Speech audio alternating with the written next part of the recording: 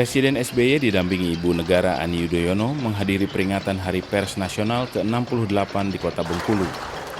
Hal ini merupakan bagian dari rangkaian kunjungan kerja Presiden selama 2 hari di Bengkulu, 8 hingga 10 Februari 2014. Moto Hari Pers Nasional kali ini adalah Pers Sehat, Rakyat Berdaulat, menggambarkan semangat pers untuk terus meningkatkan profesionalisme.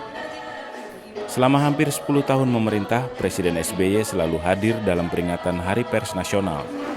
Hal ini sesuai dengan tekad Presiden SBY untuk selalu dekat dengan pers, betapapun derasnya kritik pers terhadap dirinya.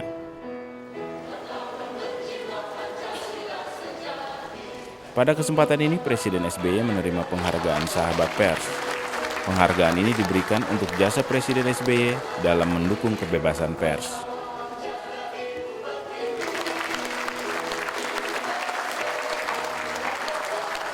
Dan karena ini adalah Hari Pers Nasional yang terakhir dihadiri Bapak sebagai Presiden, tentu Bapak akan pensiun jadi Presiden nanti, dan kami semua telah bersepakat Bapak tidak usah khawatir kalau nanti jadi terpensiun dari Presiden, sebab kami semua siap menampung Bapak untuk menjadi pemimpin redaksi. Kata teman-teman, saya kira Bapak SBY punya kemampuan yang luar biasa dalam hal menulis. Sudah dibuktikan dengan bukunya yang sangat istimewa. Teman-teman memuji karya tulis yang luar biasa itu. Bahkan tulisannya cair dan hebat melebihi tulisan wartawan. Jadi artinya wajar kalau misalnya Pak SBY menerima penghargaan, diberi penghargaan oleh masyarakat pers. Karena memang kebebasan ini baru diperoleh oleh masyarakat pers ini di era sekarang ini.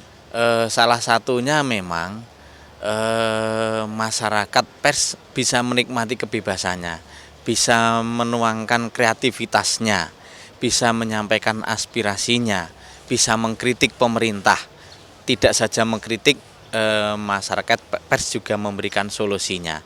Inilah salah satunya item yang diberikannya. Saya juga ingin mengucapkan selamat kepada semua penerima penghargaan tadi. Teruslah menjadi dan memberi contoh. Saya tentu ingin mengucapkan terima kasih atas penghargaan yang diberikan kepada saya tadi, yang disebut dengan Sahabat Pers. Dan menyangkut Sahabat Pers ini, waktu saya terima tadi, ada Pak Bagir, ada Pak Margiono, saya bilang insya Allah saya akan terus menjadi sahabat pers sampai kapanpun juga. Dan karena sekali lagi ini kesempatan terakhir saya menghadiri HPN sebagai Presiden, ada 2 hal terakhir yang ingin saya sampaikan, yang ini merupakan refleksi diri saya selama hampir 10 tahun ini. Pers saya rasakan sering cynical dan kurang bersahabat terhadap saya.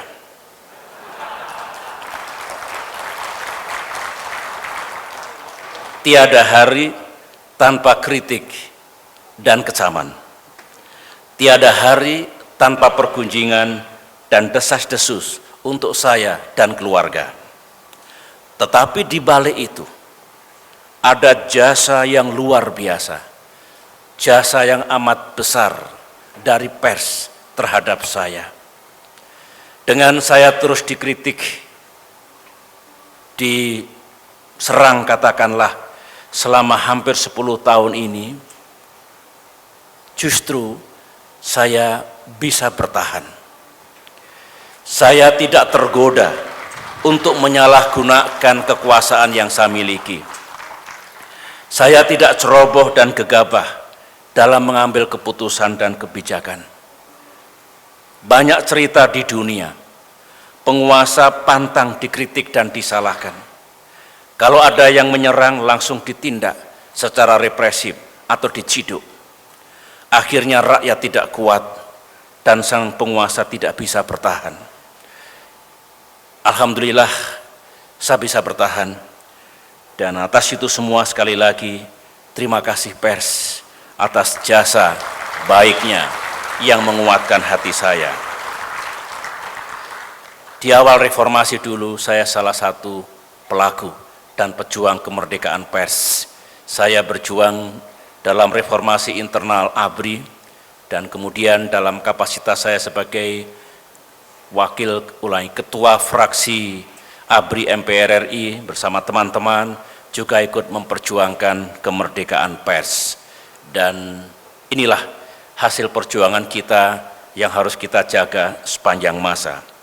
Demikianlah hadirin sekalian yang saya muliakan, sekali lagi terima kasih atas pengabdian dan kontribusi pers dalam ikut mencerdaskan kehidupan bangsa.